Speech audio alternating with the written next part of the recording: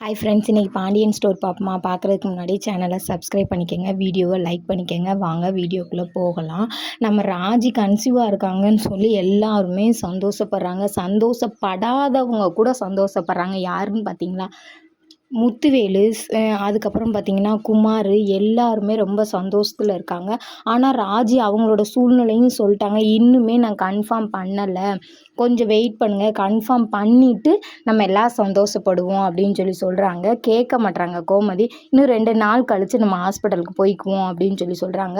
அப்போ மீனா சொல்கிறாங்க, விளையாட்டுக்கு தான் சொன்னேன், கடைசியில் பார்த்தா எனக்கு முன்னாடி நீ குழந்தை பார்க்க போகிற அப்படின்னாங்க.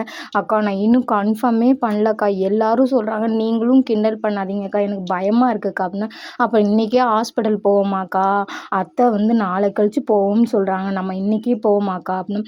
சரி, நீ பயப்படுறதும் சரிதான். ஏன்னா மயிலுக்கு அந்த மாதிரி நடந்தனால உனக்கும் இந்த மாதிரி நடந்துருச்சுன்னா ரொம்ப கஷ்டம்.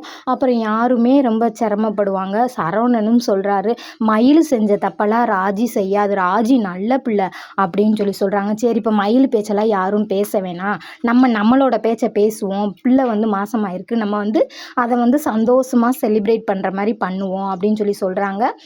அதுக்கப்புறம் பார்த்திங்கன்னா சாயந்தரமாக ஆஸ்பத்திரிக்கு போய் தான் கன்ஃபார்ம் பண்ண போகிறாங்க. அதுக்கு முன்னாடியே ஊரே தெரிஞ்சு ஊரே கொண்டாட்டம் ஆயிடுச்சு. எனக்கு தெரிஞ்சு ராஜி பாதி % இது உண்மையாக இருக்கலாம், இல்லை ஐயோ இது தெரியாமல் ஏதோ ஒரு கண்டென்ட் வேணும் அப்படின்றக்காண்டி பண்ண மாதிரி இருக்கும் அப்படின்றக்காண்டியும் இருக்கலாம்.